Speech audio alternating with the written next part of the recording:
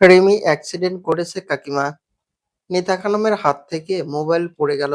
তিনি চিৎকার করে নিবিড়কে ডাকতে লাগলেন। কি হয়েছে মা? এমন করছো কেন? নিতার হাত এখনো কাঁপছে। মায়ের অবস্থা দেখে নিবিড় দৌড়ে আসে মায়ের কাছে। রিমি অ্যাক্সিডেন্ট করেছে। আমাকে রিমির কাছে নিয়ে চল নিবিড়। এক্ষুনি নিয়ে চল। আচ্ছা যাব। তুমি আগে শান্ত হও মা। রিমির কিচ্ছু হবে না। নিতার চিৎকারে ইতিমধ্যে বাসার সবাই জড়ো হয়েছে। পারভিন সুলতানা নিতার অবস্থা দেখে নিবিড়কে জিজ্ঞেস করলেন, কি হয়েছে নিবিড়? তোর মা এমন করছে কেন? রিমি অ্যাক্সিডেন্ট করেছে কাকিমা, হসপিটালে ভর্তি।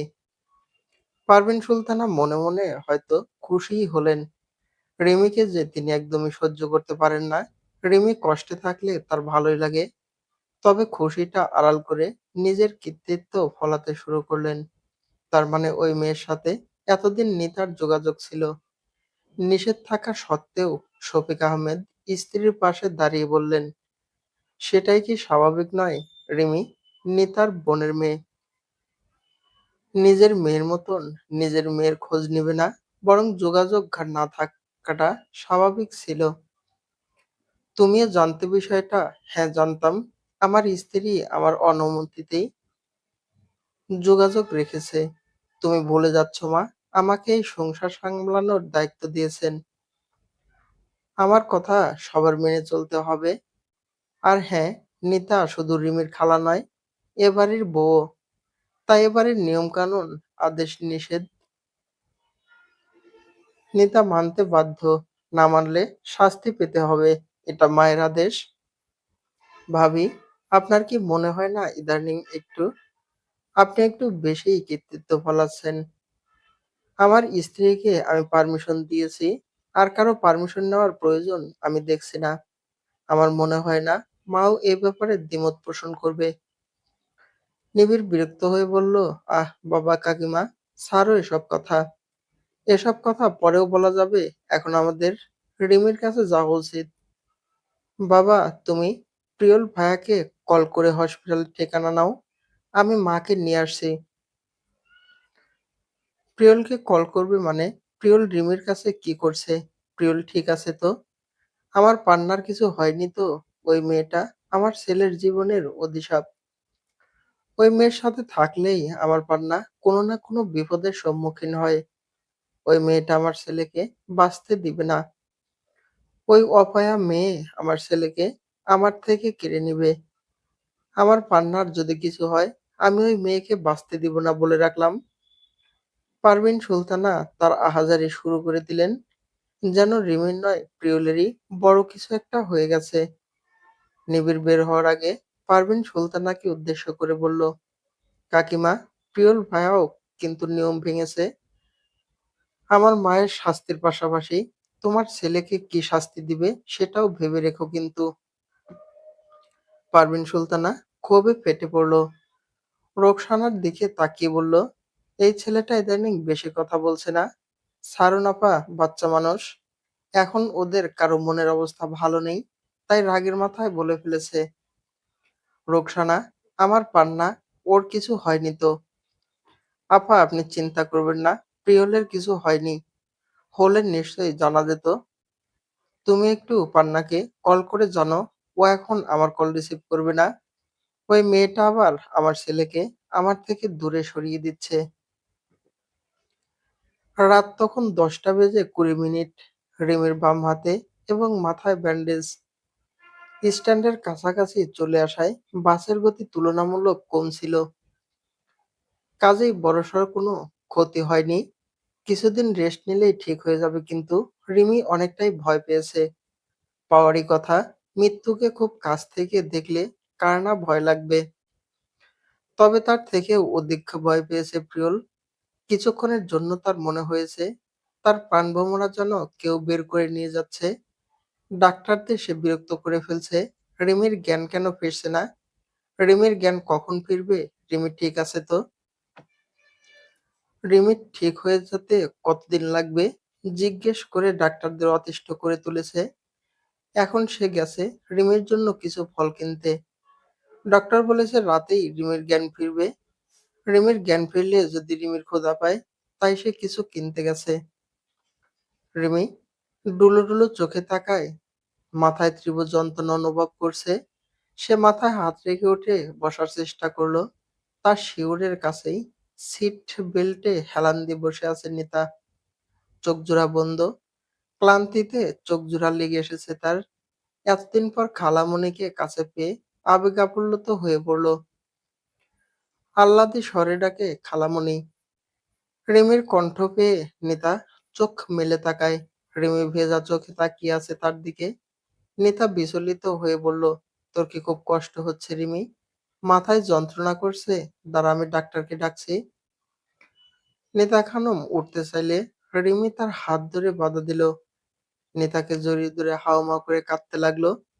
চোখের কোণে এতদিনে জমে থাকা অশ্রু আজ বাঁধন ছাড়া। নিতার রিমির মাথায় পিঠে হাত বুলিয়ে আদর করতে লাগলো। তার চোখেও জল। তিনি কান্নাজড়িত কণ্ঠে বললেন, আমাকে মাফ করে দে রিমি। আমি ভালো খালামণি হতে পারিনি, তোকে আগলে রাখতে পারিনি। সব সময় তোকে দূরে দূরে রেখেছি, তোর খোঁজ অবধি নিতে পারিনি। তুই কি খাচ্ছিস, কি পড়ছিস, আমি কিচ্ছু জানতে পারিনি। তোকে কতই না সংগ্রাম করে বাঁচতে হচ্ছে রিমি। আমাকে ক্ষমা করে দে। কি করব বল? তোর খালামণির যে হাত পা বাঁধা, চাইলেই সব করতে পারে না। আমি জানি খালামণি, তুমি আমার জন্য যথেষ্ট করেছো খালামণি। আমার আর কিচ্ছু চাই না, কিচ্ছু না। প্রিয়ল ফিরেছে কিছুক্ষণ আগেই, তবে দুজনের আবেগ কোনো মুহূর্তের মাঝে ঢুকতে চায়নি। তাই করিডোরে বসে অপেক্ষা করছে উপযুক্ত সময়ের। কিছুক্ষণ পর নিতা শাড়ির আঁচলে চোখ মুছতে মুছতে বাইরে বের হলেন।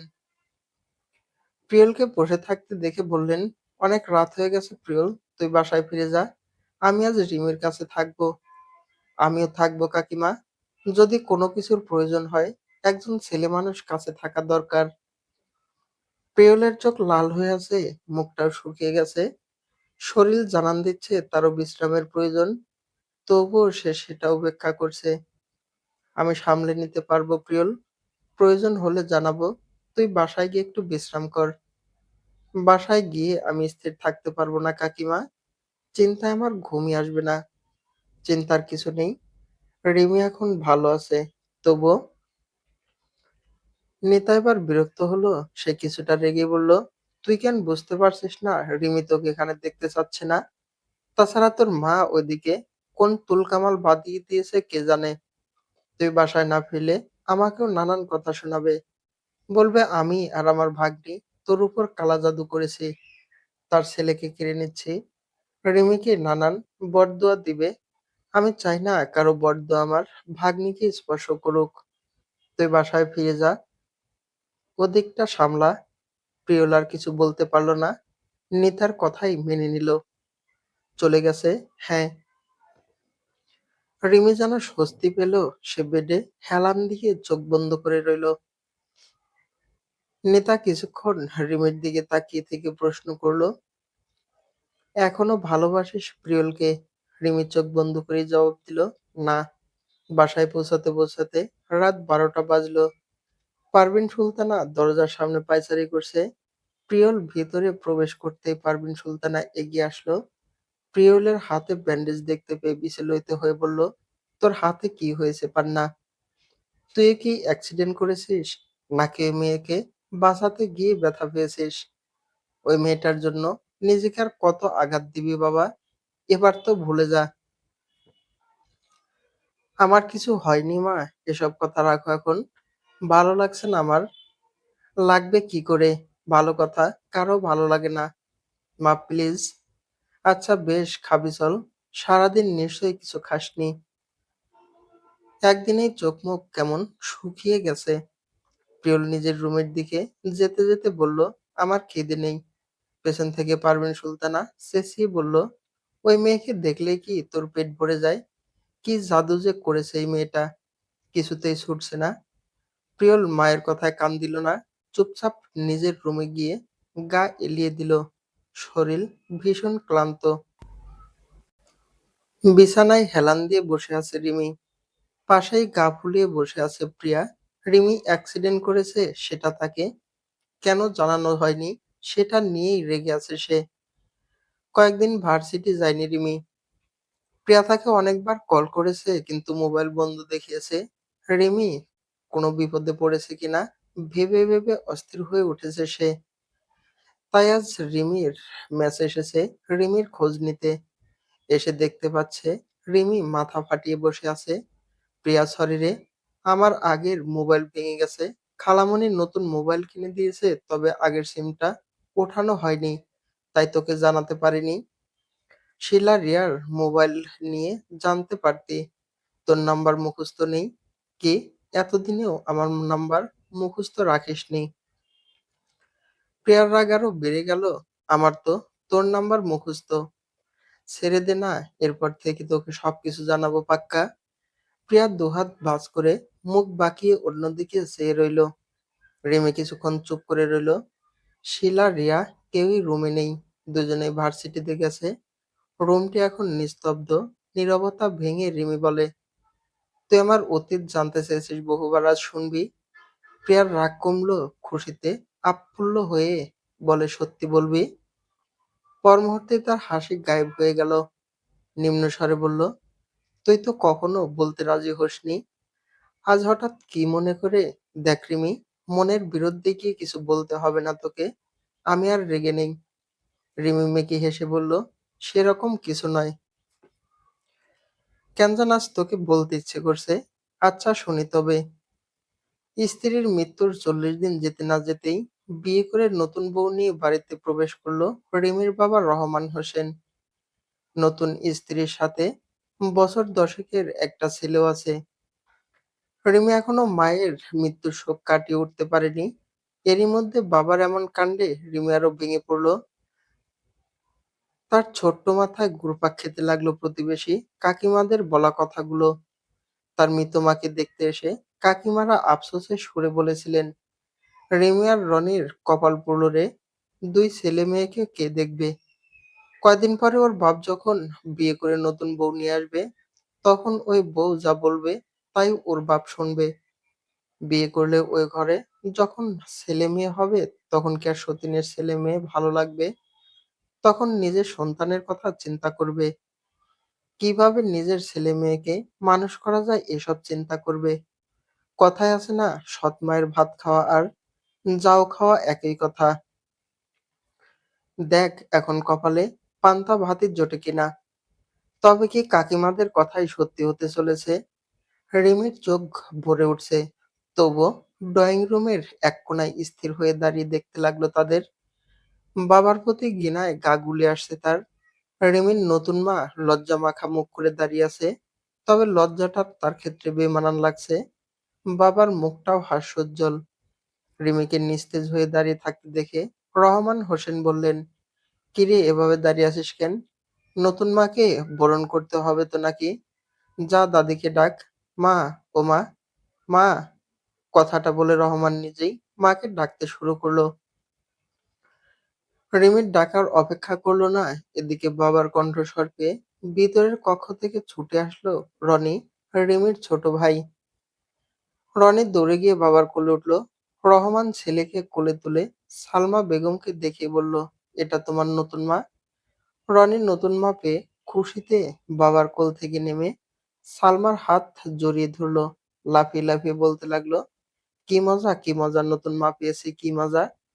পাশ থেকে সালমার ছেলে আসমাউল রনিকে ধাক্কা দিয়ে দূরে সরিয়ে দিয়ে বলল, এটা আমার মা। না, এটা আমার মা। না, আমার মা। রনি গোমড়া মুখ করে বাবাকে জিজ্ঞেস করলো, বাবা, এটা আমার মা না? সালমা রনির গালে হাত রেখে মেকি হেসে বলল, আমি তোমারও মা, আসমাউলেরও মা। তারপর আসমাউলের দিকে তাকিয়ে চোখ পাকিয়ে বলল, ছোট ভাইয়ের সাথে এমন করে কেউ? রিমির দাদি ফরিদা বেগম গুটি গুটি পায়ে ড্রয়িং রুমে এসে বলল, এত ডাকছিস কেন? কি হয়েছে? আর এখানে এত হইচই কিসের? রহমান এগিয়ে এসে মাকে ধরে বলল, মা, তোমার জন্য বৌমা নিয়ে এসেছি। সব কাজ একা হাতে সামলাও। তোমার কষ্ট হচ্ছে দেখে আর দেরি করলাম না। ফরিদা বেগম গম্ভীর গলায় বলল, মায়ের কষ্ট দেখে নাকি নিজে একা থাকতে পারছিস না বলে? মা ছেলে মেয়ের সামনে এগুলো কি কথা বলো? ফরিদা বেগম বিরক্ত হয়ে বলল, তোর আবার লাজ লজ্জা আছে নাকি? রহমান নিচু করে রইল। ফরিদা বেগম রিমির দিকে তাকিয়ে বলল, দেখ মেয়েটাকে কেমন কোণঠাসা হয়ে আছে। মায়ের শোক এখনো কাটিয়ে উঠতে পারে নাই। রনি তো এখনো ছোট, ও তো কিছু বুঝতে পারছে না, তাই কিছু বলছে না। আর কিছুদিন সময় নিয়ে বিয়েটা করতি। ছেলে মেয়ের কথা ভেবেই তো তাড়াতাড়ি বিয়েটা সেরে ফেললাম মা। ওদেরও তো মায়ের প্রয়োজন। কথাটা বলেই রহমান সালমাকে ইশারায় বলল তার মাকে সালাম করতে। সালমা পায়ে ধরে সালাম করলো। রেমির দাদি সালমার মাথায় হাত রেখে বলল, থাক থাক ওঠো, এসেই যখন পড়েছো তাড়িয়ে তো দিতে পারবো না, বসো। সালমা আসমাউলার রনিকে সাথে নিয়ে সোফায় গিয়ে বসলো। ফরিদা বেগম রহমানকে বলল, এমনিতে সংসারের টানাটানি, তোর বাবাও ঘরে পড়া, বাড়তি মানুষ ঘরে তুললি, সামাল দিবি কিভাবে? রিতা তোকে ভালোবেসে শত কষ্টে থেকেও মুখ বুজে সবটা সামাল দিয়েছিল। সম্পূর্ণ সংসার নিজে হাতে গুছিয়েছে। তোর নতুন বউ পারবে তো? তা নিয়ে তোমার ভাবতে হবে না মা, এক ব্যবস্থা হবেই। তাছাড়া রিমিও বড় হয়েছে, বিয়ের বয়সও হয়ে গেছে। ওরে বিয়ে দিলেও তো একজন কমবে। আর রিমির জামাই যদি ভালো হয়, আমাদেরও যদি একটু দেখে। রহমানের কথা শেষ হতে না হতেই সালমা বেগম বলে উঠল, আমার বোনের ছোট ছেলে কম্পিউটারের দোকানে কাজ করে, 10 পাস, দেখতেও ঠিকঠাক। আর রিমিও দেখতে মাশাআল্লাহ। আমার বোন দেখলেই রিমিকে পছন্দ করবে। কাল তাহলে আসতে বলি। একনাগাড়ে কথাগুলো বলে সালমা রিমির দাদির দিকে তাকালো। নতুন বউয়ের যে প্রথম দিনই এত কথা বলা উচিত হয়নি, সেটা আন্দাজ করতে পেরে মাথা নিচু করে নিম্ন স্বরে বলল, না মানে আপনারা যদি রাজি থাকেন তাহলে। রিমির দাদি কিছু বলবে, তার আগেই রহমান বলল, হ্যাঁ হ্যাঁ, কালই আসতে বলো। শুভ কাজে দেরি করতে নেই। আমি তাহলে নিতা আর রহিমকেও খবর দেই। এতক্ষণ রিমি স্থির হয়ে দাঁড়িয়ে থাকলেও এখন আর এক মুহূর্ত এখানে দাঁড়িয়ে থাকতে পারছে না সে। কষ্টে ঘৃণায় দ্রুত পায়ে হেঁটে ড্রয়িং রুম ত্যাগ করলো সে। রিমি মনে হয় লজ্জা পেয়েছে। কথাটা বলেই শব্দ করে হাসলো সালমা। রিমির দিদি। রিমির যাওয়ার পানে চেয়ে রইল। রিমি যে কষ্টে অভিমানে প্রস্থান করেছে, সেটা বুঝতে যে বাকি নেই তার। রিমি নিজের রুমে গিয়ে ঠাস করে দরজা লাগিয়ে দিল। দরজায় হেলান দিয়ে বসে ফুঁপিয়ে কাঁদতে লাগলো। রিমির মা রিতা খানম ভালোবেসে পরিবারের অমতে বিয়ে করেছিলেন রহমান হোসেনকে। পড়াশোনা শেষ করে রহমান তখন ঢাকাতে ছোটখাটো একটা চাকরি করতেন। আর রিতা তখন কলেজ পড়ুয়া মেয়ে। তার পরিবারের আর্থিক অবস্থা রহমানের থেকে ভালো। কিন্তু কিভাবে যে এ কলেজ পড়ুয়া মেয়ের রহমানের উপর মন বসে গেল, পরিবার শত বাধা দিয়েও আটকাতে পারল না। রিতার একটাই জেদ, বিয়ে যদি কাউকে করে তবে রহমানকেই করবে। সেই জেদ ধরে পরিবার স্বজন ত্যাগ করে ভালোবাসার মানুষের কাছে আশ্রয় নেন। রিতার পরিবারেতে ক্ষুব্ধ হয়ে তাকে তেজ্য কন্যা ঘোষিত করে। তবে রিতার ভাই বোনের সাথে যোগাযোগ ছিল। 2 বছর ভালোভাবেই সংসার করতে লাগলো তারা। তবে অশান্তি শুরু হয় রিমি গর্ভে আসলে। হুট করেই রহমান বদলে যেতে লাগলো। রিতার প্রতি তার কেয়ার কমে যেতে লাগলো। গাছাড়া ভাবে চলতে লাগলো। যে চাকরিটা ছিল সেটাও ছেড়ে দিয়ে রিতাকে নিয়ে গ্রামে চলে আসলো। কে জানতো তার, যার ভরসায় নিজের পরিবার বিসর্জন দিয়েছে, সেই মানুষটা হুট করেই পাল্টে যাবে। তবে রিতার শাশুড়ি শ্বশুর তাকে খুব ভালোবাসতেন। গ্রামে রহমানের বাবা অর্থাৎ জামাল উদ্দিন মুদির দোকান করতেন। ছেলেকে বকে যেতে দেখে তিনি জোর করে ছেলেকে নিজের দোকানে নিয়ে যেতেন। এভাবেই চলছিল দিন। কিন্তু বিপত্তি ঘটা যে আরো বাকি ছিল। রনি তখন রিতার গর্ভে। এরই মাঝে জামাল উদ্দিন অসুস্থ হয়ে পড়েন। সংসারে আবার অনটন শুরু হয়।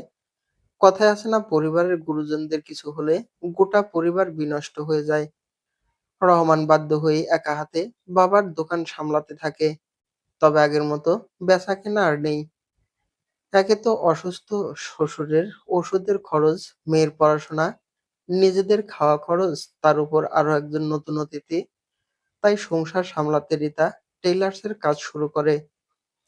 নিজে কষ্ট করলেও মেয়ের পড়াশোনার খরচ সহ সব দিক ঠিকঠাকভাবে সামলে গিয়েছেন। কিন্তু তিনি মারা যাওয়ার পরপরই রিমির বাবা রিমির পড়াশোনা বন্ধ করে দিয়েছেন। তিনি সাফ সাফ জানিয়ে দিয়েছেন, মেয়ে মানুষের এত কিসের লেখাপড়া, 2 দিন পর পরের বাড়ি যাবে, চাকরি করলে পরের সংসারে টাকা দিবে, মেয়ে পড়িয়ে আমার কি লাভ হবে।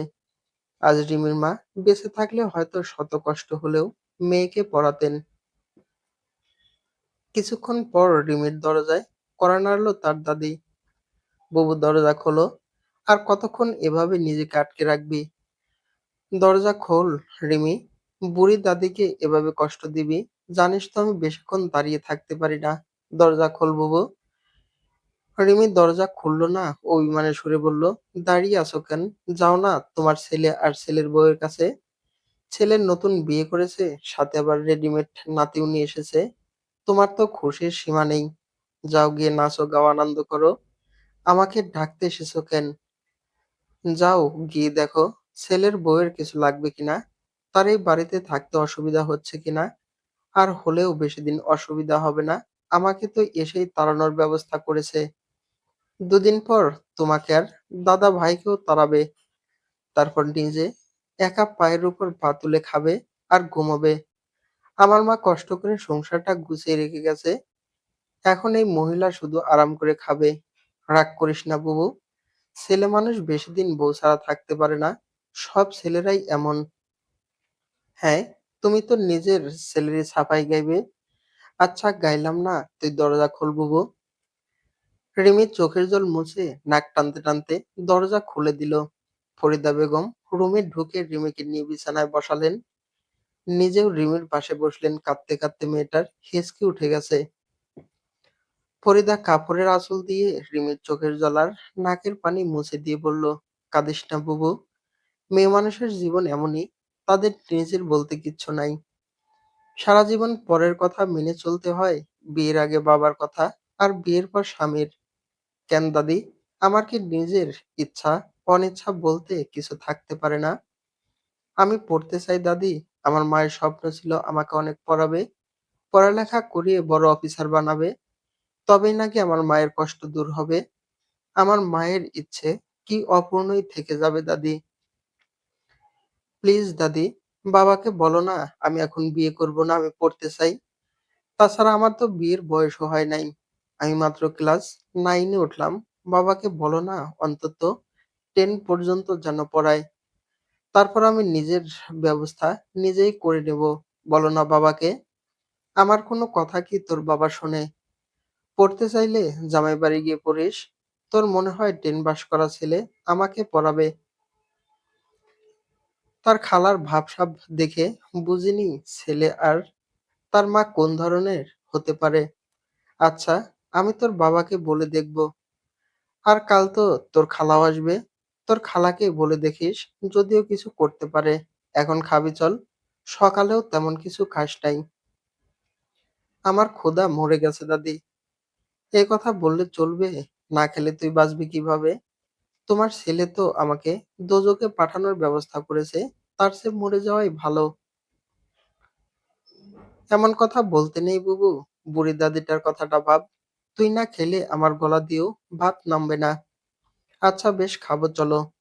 না, আমি ওইখানে যাব না। ওইখানে ওই মহিলা আমার মায়ের জায়গা দখল করে আছে। ওই মহিলাকে দেখলেই আমার গা জ্বলে উঠবে। তুমি বরং আমাকে এই রুমেই খাবার দিয়ে যাও। আচ্ছা দিচ্ছি। রাতে শোবার সময় দরজায় কড়া নাড়ল রহমান হোসেন। রিমি, ঘুমিয়েছিস নাকি? রিমি, দরজা খোল। রিমি ভাইকে ঘুম পাড়িয়ে নিজেও শুয়ে পড়েছে। সবে তার চোখে ঘুম ভাব এসেছে। এই মুহূর্তে রহমানের ডাক পড়ে। রিমি বিরক্তি নিয়ে বিছানা ছাড়ে। দরজা খুলতেই দেখতে পায় তার বাবা আসমাউলকে নিয়ে দাঁড়িয়ে আছে। রিমি দরজা খুলতে রহমান বললেন, আজ থেকে আসমাউল এই রুমেই থাকবে। 3 ভাই বোন মিলেমিশে থাকবি। আসমাউল, ভিতরে যাও বাবা। আসমাউল রুমের ভিতরে প্রবেশ করতেই রিমি রেগে বাবার মুখের উপর ঠাস করে দরজা লাগিয়ে দিল। ওপাশ থেকে রহমান গলা ফাটিয়ে বলল, কত বড় সাহস! বাবার মুখের উপর দরজা বন্ধ করে দেয়। মেয়েটা দিন দিন বেয়াদ্দপ হয়ে যাচ্ছে। দাঁড়া, কালই তোর একটা ব্যবস্থা করছি। রিমির রাগ হলেও মুখে কিছু বলল না, চুপচাপ বিছানার কাছে আসলো। এসে দেখতে পেল এরই মধ্যে আসমাউল হাত পা ছড়িয়ে ছিটিয়ে গোটা বিছানা দখল করে নিয়েছে। পাশে অল্প একটু জায়গার মধ্যে রনি শুয়ে আছে। রিমি কয়েকবার আসমাউলকে ডাকলো, কিন্তু আসমাউল কোনো সাড়া শব্দ করলো না। রিমি বেশ বুঝতে পারছে আসমাউল ইচ্ছে করেই গোটা বিছানা দখল করে নিয়েছে আর ঘুমের ভাব ধরে আছে। ঘুমের মানুষকে জাগানো যায়, কিন্তু যে ঘুমের ভান করে থাকে তাকে রিমি কিভাবে জাগাবে? রিমি রাগে গজগজ করতে করতে আলমারি থেকে একটা বালিশ একটা কাঁথা বের করলো। আলমারির পাশ থেকে পাটি নিয়ে ফ্লোরে বিছানা করে তাতে শুয়ে পড়ল। উপরের সিলিং এর দিকে তাকিয়ে বলল, আমি কি পাপ করেছিলাম যে আল্লাহ আমাকে শাস্তি দিচ্ছেন? মা, তুমি কেন আমাকে একা ফেলে চলে গেলে? তোমার মেয়ে তো ভালো নেই মা, একটুও ভালো নেই। সকালে রনি আর আজমলের চেঁচামেচিতে ঘুম ভাঙল রিমির। চোখ মেলে দেখতে পেল আজমল আর রনি একটি খেলনা গাড়ি নিয়ে টানাটানি করছে। রিমি উঠে বসলো, বিরক্ত হয়ে জোরে ধমক দিল।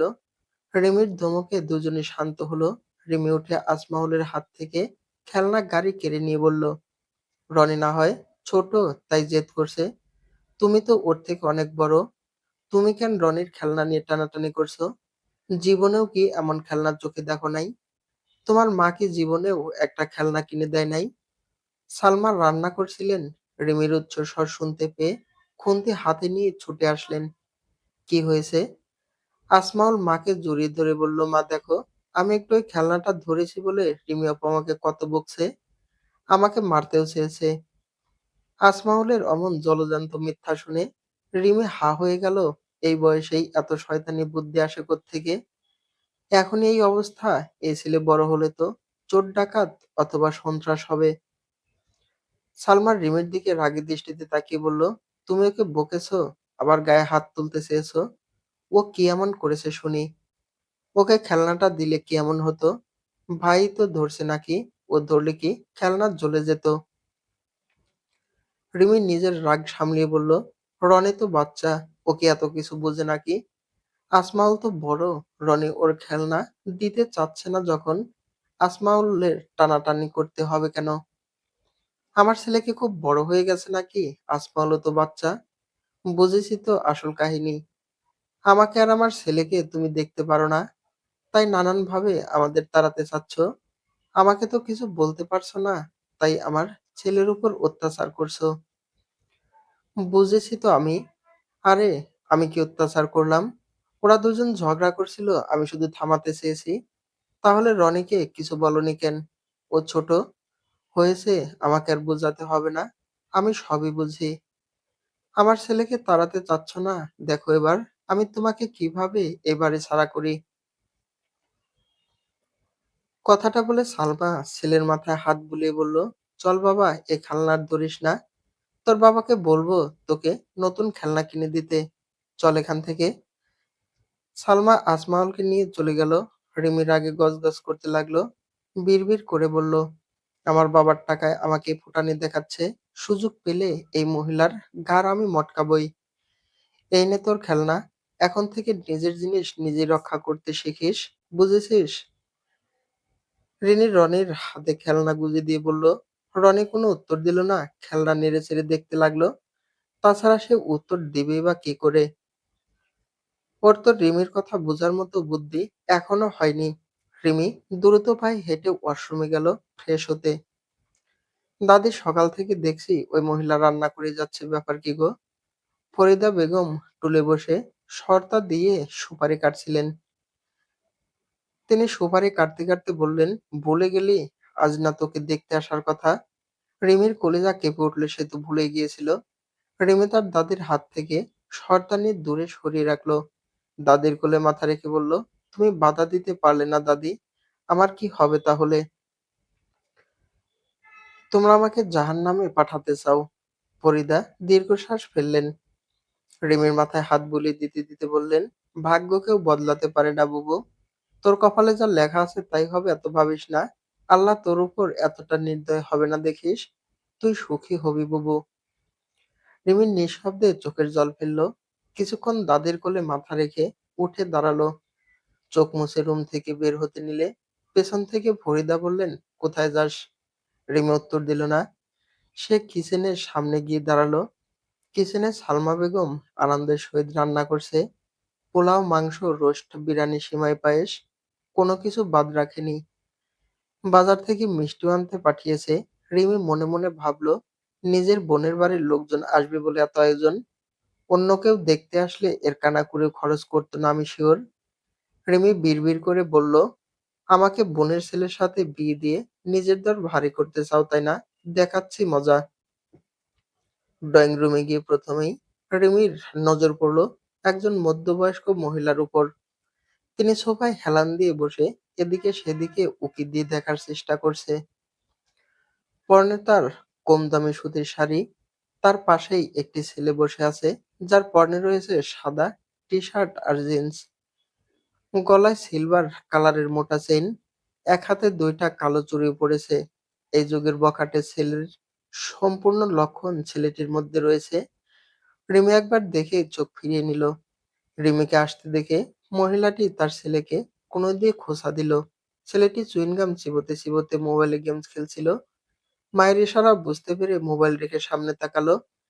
রিমিকে দেখে ছেলেটি ড্যাব করে তাকিয়ে রইল। তাকাবে নাই বা কেন? রিমি এমনিতেই বেশ রূপবতী। তার উপর আজ গাঢ় লাল রঙের শাড়ি পরেছে। হাতে রেশমি চুড়ি, চোখে কাজল, ঠোঁটে খয়েরি লিপস্টিক রিমির সৌন্দর্য যেন দ্বিগুণ করে তুলেছে। তাছাড়া শাড়িতে মেয়েদের একটু বেশিই সুন্দর লাগে তাই না? তাই তো ছেলেটি রিমির থেকে চোখ ফেরাতেই পারছে না। সালমা বেগম রিমিকে সামনের একটা চেয়ারে বসিয়ে দিলেন। সালমার বোন অর্থাৎ হাসনা বেগম ছেলের কানের কাছে গিয়ে নিম্ন স্বরে বললেন, মুখটা বন্ধ কর বাপ। আমরা ছেলেপক্ষ, খুব পছন্দ হলেও সেটা বুঝতে দেওয়া যাবে না, বুঝেছিস? নইলে মেয়ের বাড়ির দাম পাওয়া যাবে না। সুমন মুখ বন্ধ করে মায়ের কথায় সম্মতি জানালো। হাসনা বেগম সোজা হয়ে বসলেন। হালকা কেশে বললেন, মেয়ে দেখতে শুনতে তো ভালোই, তা ঘরের কাজ কিছু পারো? রিমি জবাব দেওয়ার আগেই সালমা হেসে বললেন, আরে আপা, তুমি কোনো চিন্তা করো না। রিমির লক্ষ্মী মেয়ে, সব পারবে। না পারলে তুমি না হয় শিখিয়ে নিও। হাসনা বেগম ছেলের দিকে তাকিয়ে জিজ্ঞেস করলেন, কিরে, তোর কি মেয়ে পছন্দ হয়েছে? সুমনের নজর তো রিমির থেকে সরছেই না। সে একদৃষ্টিতে রিমির দিকে তাকিয়ে আছে। তার তো খুশিতে নাচতে ইচ্ছে করছে। নিজের যোগ্যতায় জীবনেও এত সুন্দরী মেয়ে পটাতে পারতো না সে। সুমনের ইচ্ছে করছে তার খালাকে জড়িয়ে ধরে বলতে, খালাগো, আজ থেকে আমি তোমার কৃতদাস। তুমি যা বলবে তাই সই। আজ তোমার জন্যই তো এই বাদরের গলায় মুক্তোর মালা ঝুলতে যাচ্ছে। সুমন মনের উল্লাসকে দমিয়ে হালকা কেশে বলল, তোমার পছন্দ আমার পছন্দ মা। হাসনা বেগম হেসে বললেন, ছেলে আমার মা ভক্ত, আমি যা বলবো তাই করবে। ছেলেকে নিয়ে চিন্তা নেই। তাহলে বিয়ের কথা আলোচনা করা যাক। আমি বেশি দেরি করতে চাই না। সামনে শুক্রবারে ঘরোয়াভাবে বিয়ে সম্পন্ন করতে চাই। আপনি কি বলেন ভাইসাব? সুমন মায়ের কানের কাছে বিড়বিড় করে বলল, সামনে শুক্রবার কেন? আমি আজই বিয়ে করব। এই মেয়ে হাতছাড়া করা যাবে না মা। সময় দিলে পরে যদি মত বদলায়। হাসনা চোখ পাকিয়ে ছেলের দিকে তাকাতেই সুমন চুপসে গেল। রহমান হোসেন রিমির পাশের চেয়ারে বসেছিলেন। তিনি আমতা আমতা করে বললেন, ভেবে জানাবো আপা। রিমির রিমির খালাও আজ আসার কথা। আমার বোনও, ওরা আসুক তারপর সবাই আলোচনা করে জানাবো। হাসনা বেগম বললেন, ভাবা ভাবির কি আছে ভাই? যাচাই বাছাই করতে চাচ্ছেন? হা হা, আমরাই তো। আমার বোনের উপর ভরসা করেই রিমিকে আমার ঘরের বউ করে তুলতে চাচ্ছি। নইলে আমার ছেলের বয়সী বা কি যে এক মেয়ে দেখেই বিয়ে পাকা করব। নেহাত সালমা বলল, তাই? আচ্ছা, আপনারা যদি চান তাহলে যাচাই করে দেখতে পারেন। ছেলে আমার খাঁটি হীরা, কোনো দাগ নাই। আপনি এলাকায় গিয়ে জিজ্ঞেস করতে পারেন। রহমান বলল, না না আপা, আপনি ভুল বুঝছেন, বুঝবেন না। সালমা যখন আপনাদের আসতে বলেছে, সবটা ভেবেই বলেছে। সালমার উপর আমার বিশ্বাস আছে। তবুও রিমির খালা হাসনা বেগম তার বোনের দিকে তাকালো। সালমা বোনের ইশারা বুঝতে পেরে রহমানের কাছে গিয়ে বলল, এত ভাবার কি আছে বলো তো? আমার বোনের কাছেই তো যাচ্ছে, নিজেদের মানুষ। রিমি ভালো থাকবে। তুমি কোনো চিন্তা করো না তো। আজ শুধু আংটি পরিয়ে যাক, বিয়েটা তো আজই হচ্ছে না। রিমির খালাও আসুক, সে না হয় পরে দেখলো। রিমি তো এখন শুধু তোমার মেয়ে নেই, রিমি আমারও মেয়ে। আমি কি আমার মেয়ের ক্ষতি চাইবো বলো? তাছাড়া অন্য জায়গায় বিয়ে দিলে কত টাকা যৌতুক দিতে হবে বলো তো?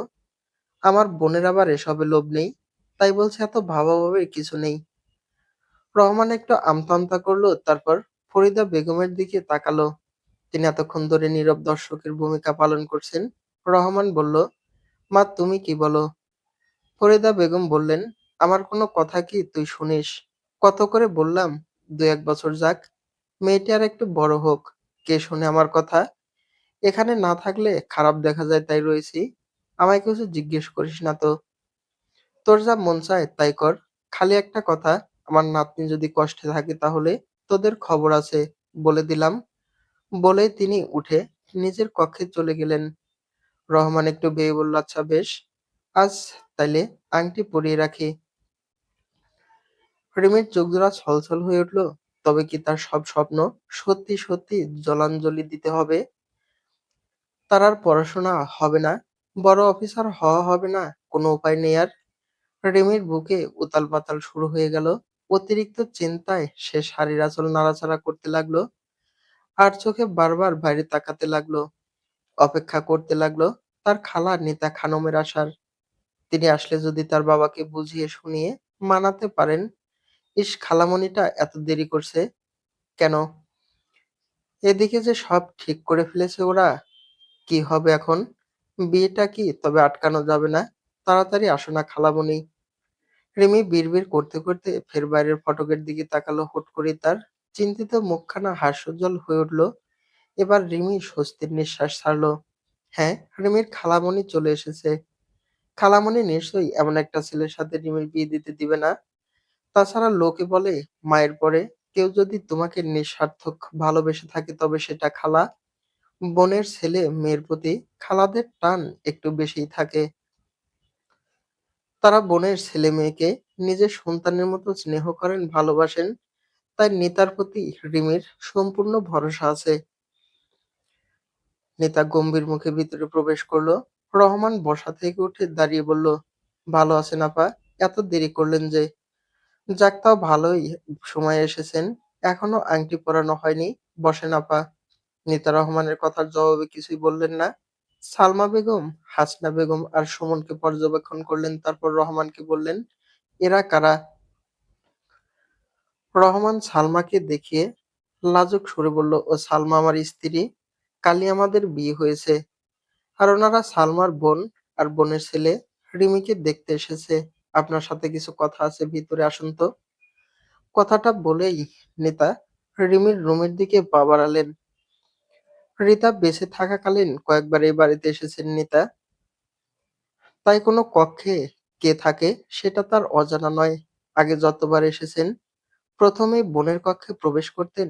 বোনের বিছানায় শুয়ে বসে ঘন্টার পর ঘন্টা গল্প করতেন। কিন্তু এখন পরিস্থিতি বদলে গেছে। রহমান তার বোনের জায়গাটা অন্য কাউকে দিয়ে দিয়েছে। তাই সে কক্ষে প্রবেশ করার প্রশ্নই আসে না। রহমান দেরি না করে নিতার পিছন পিছন রিমির রুমের দিকে এগোলো। সালমা সেদিকে কিছুক্ষণ তাকিয়ে রইল। পরিস্থিতি বুঝতে না পেরে হাসিনা বেগম সালমা বেগমকে ডাকলেন। ফিসফিস করে বললেন, হ্যাঁ রে, এই মহিলাটা আবার কে? দেখে তো বেশ বড়লোক মনে হচ্ছে। সালমা বেগম বললেন, রিমির খালা মনে হয়। আমি এই প্রথম দেখলাম। তোর জামাইকে বুঝিয়ে বিয়েটা আবার ভেঙে দিবে না তো? পাশ থেকে সুমন বলল, মা আমি কিন্তু রিমিকে ছাড়া আর কাউকে বিয়ে করব না। খালা তুমি কিছু করো। তুই থাম তো। হাসনা বেগম ছেলেকে ধমক দিয়ে চুপ করালো। সালমা সুমন আর হাসিনা বেগম আশ্বস্ত করে বললেন, তুই কোনো চিন্তা করিস না তো আপা। এটা এখন আর উনার বোনের সংসার নেই, আমার সংসার। আমি যা বলবো তাই হবে।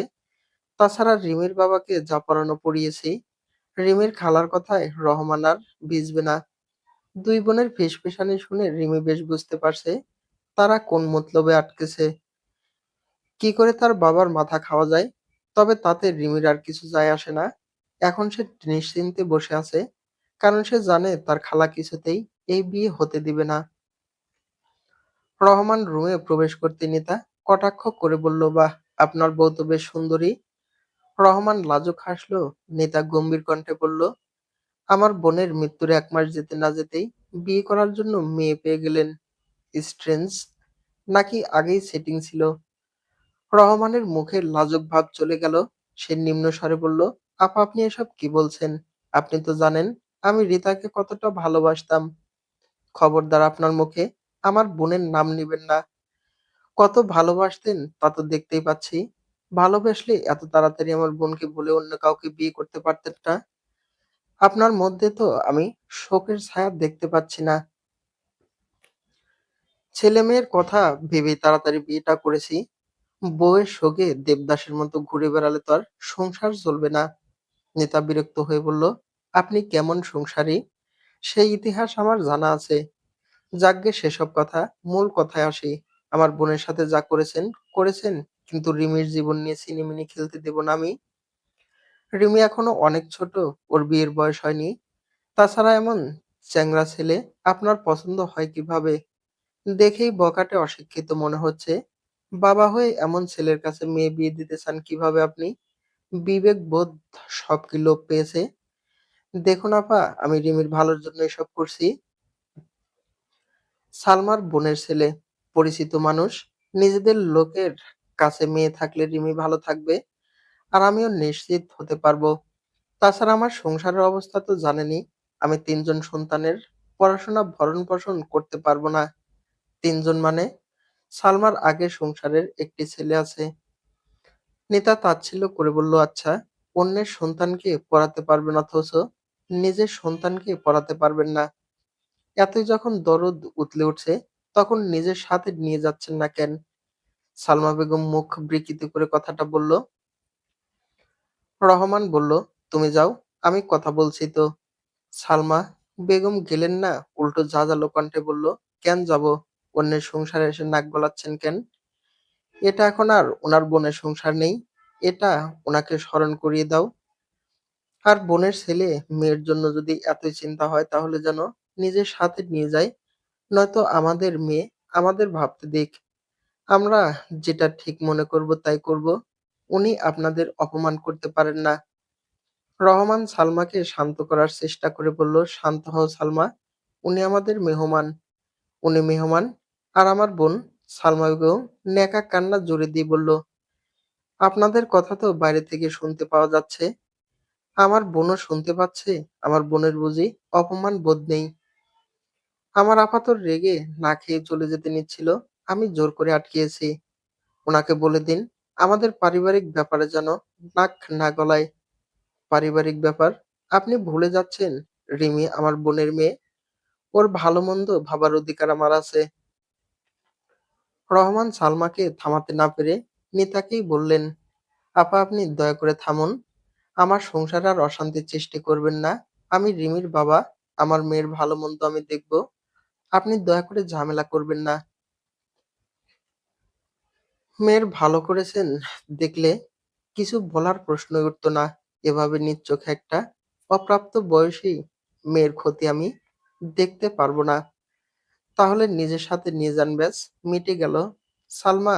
রহমান ধমকে উঠল। কিন্তু এতে সালমা থেমে গেল না, উল্টো বলল, দেখুন, আমরা রিমির ভরণ পোষণের দায়িত্ব নিতে পারবো না। আপনার যদি রিমির প্রতি এতই দরদ থাকে তবে রিমিকে নিয়ে যান। নিজের দায়িত্ব নিয়ে রিমির পড়াশোনা করান।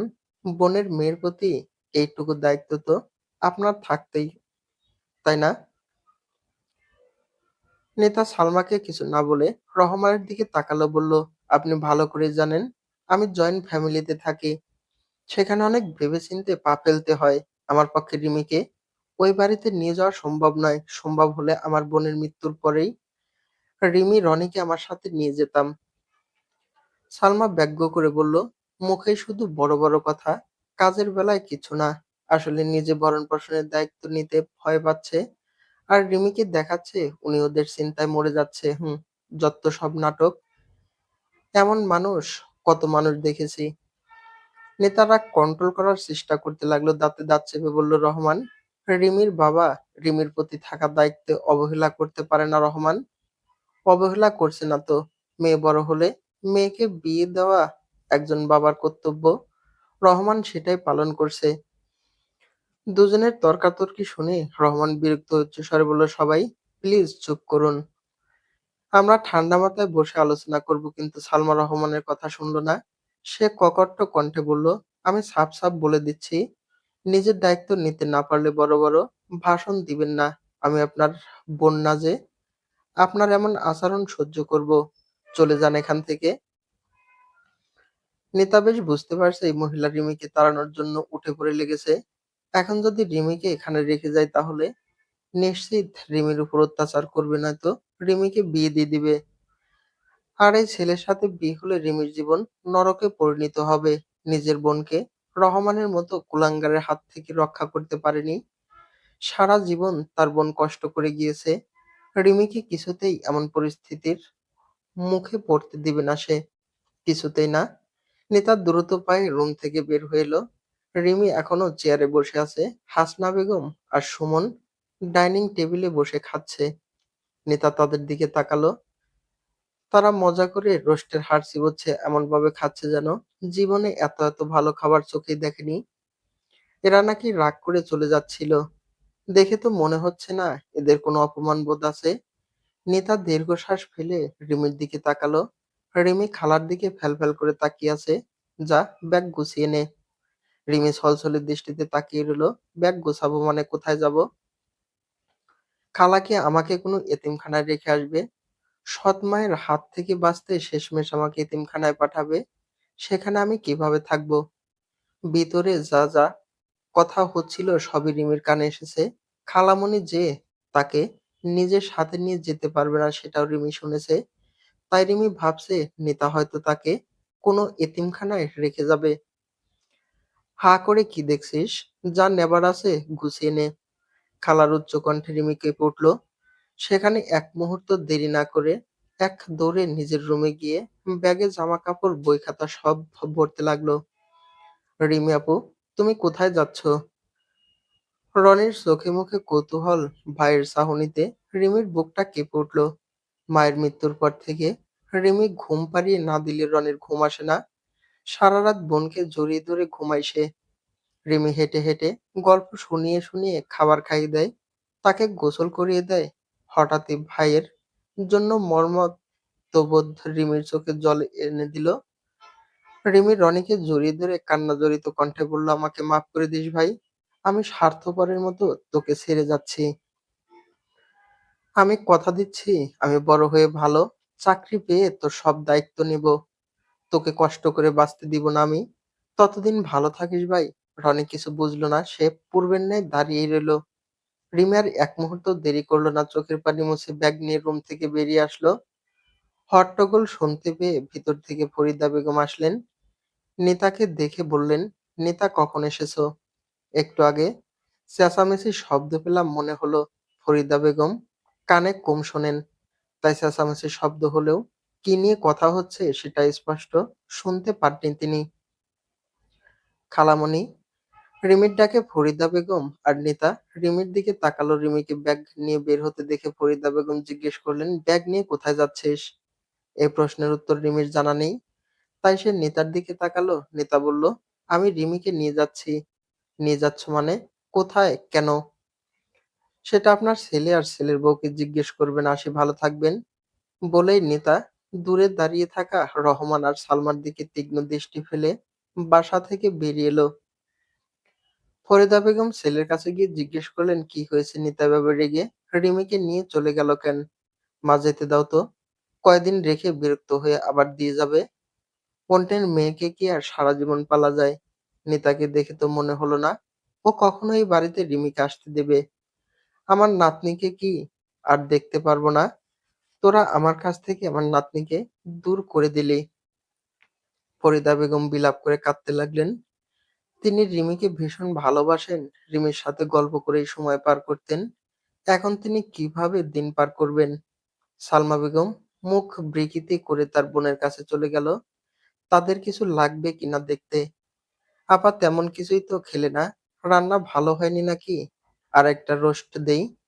এই রোস্ট দিয়েই তো খাওয়া শেষ দিলাম, নইলে তরকারিতে যা ঝাল হয়েছে না, কি বলো আপা, তোমাদের জন্য সবকিছুই ঝাল কমিয়ে দিয়েছি, তুই নিজেই খেয়ে দেখ।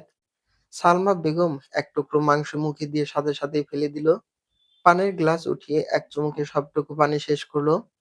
জালে শাসাতে শাসাতে বলল, এর নিশ্চয়ই রিমির কাজ, শয়তান মেয়ে একটা। সুমন তর্জনী আঙ্গুল উঁচু করে বলল, আর এক পিস রোস্ট দাও খালা, রোস্ট কিন্তু অনেক মজা হয়েছে। সালমা বেগম আর এক পিস রোস্ট সুমনের প্লেটে দিয়ে বলল, রোস্টে লাল মরিচের গুঁড়া মেশানোর সময় পাইনি হয়তো। হাসনা বেগম বলল, হ্যাঁ রে, রিমিকে কোথায় নিয়ে গেল, আর বিয়ের কি হবে? রিমিকে বিয়ে দিতে দিবে না বলেই তো রিমিকে নিজের সাথে নিয়ে গেল ওর খালা। যাক বাবা বাঁচলাম। আপত্ত বিদায় হলো, মেয়েটা এখানে থাকলে আমাকে খুব জ্বালাতো। সুমন সবেমাত্র রোস্টে কামড় বসিয়েছে, রিমিকে বিয়ে দিবে না শুনে সে রোস্টটা নামিয়ে প্লেটে রাখলো, বিচলিত হয়ে বলল, রিমিকে বিয়ে দিবে না মানে? খালা তুমি না বললে তোমার কথাই শেষ কথা? এখন আমার কি হবে? মা আমি রিমিকে বিয়ে করব। খালা তুমি দেখো না কিছু করতে পারো কিনা। সালমা বেগম বলল, পরে তোকে রিমির থেকেও সুন্দরী মেয়ে খুঁজে দেব, তুই চুপচাপ রোস্ট খাতো। সুমন খাবার প্লেট দূরে সরিয়ে সালমার পা ধরে বলল, খালা গো, তোমার রোস্ট আমি চাই না, আমি রিমিকে চাই। তুমি কিছু করো না খালা। হাসনা বেগম ছেলেকে ধমকে বলল, কি হচ্ছে কি সুমন, তোর খালাকে ছাড়, এমন মেয়ে অনেক পাওয়া যাবে। সুমন কাঁচুমুচু মুখ করে বলল, আমার এই চেহারা দেখে তোমার মনে হয় কোনো সুন্দরী মেয়ে আমাকে বিয়ে করবে? খালা, তুমি আমার একমাত্র ভরসা ছিলে, তুমি কিভাবে আমার সাথে বেইমানি করলে? কেন রিমিকে যেতে দিলে? এত ভালো মুসিবতে পড়লাম। বাসা থেকে বের হতেই রহিমার সাথে দেখা হলো। নিতাকে দেখে রহিমা হেসে বললেন, আপা কেমন আছেন, কখন এসেছিলেন? রিমি কি আপার বাসায় বেড়াতে যাচ্ছিস? নিতা রহিমার কথার জবাব দিল না, মুখ ফিরিয়ে চলে গেল। রিমি খালার সাথে তাল মিলিয়ে হাঁটতে গিয়ে ফুপুর প্রশ্নের জবাব দেওয়ার সুযোগ পেল না। রহিমা ভ্রু কুঁচকে নিতার রিমের চলে যাওয়ার দিকে তাকিয়ে রইল। মনে মনে ভাবতে লাগলো, এদের আবার কি হলো, কথার জবাবই দিল না। এমন তো কখনো করে না আপা, বাড়িতে কি কিছু হয়েছে নাকি? শাড়ি পরে চলাফেরা করার অভ্যাস নেই রিমির। শাড়ি পরে একটু হাঁটতে গেলেই পায়ে পিছিয়ে পড়ে যাওয়ার জোগাড় হয়। তাই শাড়ি পরাটা রিমি যুদ্ধের চেয়ে কম কিছু মনে করে না। কিন্তু আজ তাকে সেই যুদ্ধে অংশগ্রহণ করতে হচ্ছে। শুধু কি অংশগ্রহণ, রীতিমতো লড়াই। একে তো শাড়ি, তার উপর ভারী দুটো ব্যাগ, সব মিলিয়ে হাঁটতে বেশ হিমশিম খাচ্ছে রিমি। মাঝে মাঝে ব্যাগ নামিয়ে একটু জিরিয়ে নিচ্ছে। যখন দেখতে পাচ্ছে তার খালা অনেকটা এগিয়ে গিয়েছে, তখন ব্যাগ হাতে নিয়ে শাড়ির কুচি ধরে দৌড় দিচ্ছে। বেশ কিছুক্ষণ হাঁটার পর নেতার রিমি সিএনজি স্টেশনে এসে পৌঁছালো। এতক্ষণ রাগের মাথায় দ্রুত পায়ে হেঁটে এসেছে নেতা। রিমির কথা তার মাথাতেই ছিল না। হঠাৎই মাথায় আসতেই পিছন ফিরে তাকালো নেতা, দেখলো একটু পিছনে রিমি দাঁড়িয়ে দাঁড়িয়ে হাঁপাচ্ছে। নেতা চোখ বন্ধ করে দীর্ঘশ্বাস ফেললো, রিমির কাছে গিয়ে বলল, শাড়ি পাল্টে আসতে পারিসনি? রিমি ভয়ার্ত কণ্ঠে বলল, তুমি তাড়াতাড়ি করতে বললে তাই। নেতা কিছু বলল না। রিমির ব্যাগের দিকে তাকালো, বলল, আমি কি তোকে গোটা বাড়ি তুলে আনতে বলেছিলাম? এত ব্যাগ কেন? একটাতে আমার বই খাতা, অন্যটাতে ড্রেস। নেতা বিরক্তি নিয়ে বলল, তোকে তো নতুন স্কুলে ভর্তি করব, সেখান থেকেই নতুন বই দিবে, বই নিয়ে যাওয়ার কি দরকার ছিল? বেকার খাটুনি। রিমি মাথা নিচু করে নিম্ন স্বরে বলল, আমি বুঝতে পারিনি খালামণি। নেতা আশেপাশে তাকালো, দেখতে পেল সিএনজি স্টেশনের পাশেই পুরনো বই বিক্রির একটি দোকান আছে। নেতা রিমির কাছ থেকে ব্যাগ নিয়ে সেদিকে এগোলো। রিমিও নিতার পিছন পিছন গেল। নিতা ব্যাগ খুলে সব বই খাতা ঢেলে দিল। রিমি অবাক হয়ে তার খালামণির কর্মকাণ্ড দেখতে লাগলো। সে বলতে চাইলো, এমনটা করো না খালামণি, বইগুলো যে আমার খুব শখের, আমার প্রাণ, কিন্তু বলা হলো না। নেতার মুখের দিকে তাকিয়ে কিছু বলে ওঠার সাহস পেল না। একাডেমিক বইয়ের সাথে কিছু উপন্যাসের বইও ছিল, যা রিমির খুব প্রিয়। মন খারাপ হলেই সেই উপন্যাসগুলো পড়তো, যার কিছু তার মা, আর কিছু পরীক্ষায় ভালো ফলাফল করার দারুণ স্কুল থেকে উপহার হিসেবে দিয়েছিল। দোকানি দরদাম করতে গেলে নেতা থামিয়ে বলল, তার কোনো দরকার নেই, আপনি রেখে দিন, আমার শুধু বোঝা হালকা করার প্রয়োজন ছিল। নেতা সিএনজির দিকে এগিয়ে গেল। রিমি একবার নেতার দিকে তাকিয়ে পিছন ফিরে টুক করে তার মায়ের দেওয়া বইগুলো উঠিয়ে জামা কাপড়ের ব্যাগে ভরে নিল। নেতা কিছু বুঝে ওঠার আগেই রিমি দৌড়ে নেতার পিছন গিয়ে দাঁড়ালো। চলবে? থ্যাংক ইউ ফ্রেন্ড, সম্পূর্ণ গল্পটি পড়ার জন্য অসংখ্য ধন্যবাদ। আজকের গল্প প্রেমের রশি বেয়ে গল্পের দ্বিতীয় অংশ। রাইটার রাত্রি।